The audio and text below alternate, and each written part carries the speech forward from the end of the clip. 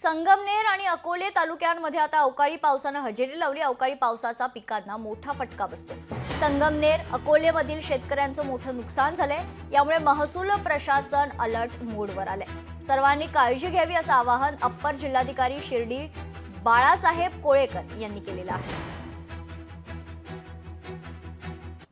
काल अकोला भागामध्ये मोठ्या प्रमाणात पाऊस पडला। संगमनेर परिसरामध्ये होता, शिर्डी परिसरातही होता। बऱ्याच जिल्ह्यामध्ये आपल्या जवळपास पूर्ण जिल्ह्यामध्ये अवकाळी पाऊस पडतोय, मोठ्या प्रमाणावर पडतोय।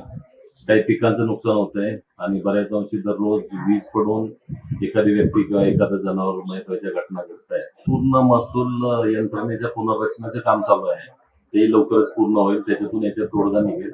आणि दुसरं म्हणजे या आपत्तीच्या परिस्थितीमध्ये मात्र आमचे जे सर्व तलाठी आहेत, मंडळ अधिकारी आहेत, सर्व तहसीलदार आहेत, ते सर्व अलर्ट आहेत आणि सर्व फील्डवर जाऊन रोजच्या रोज आम्हाला माहिती देतात।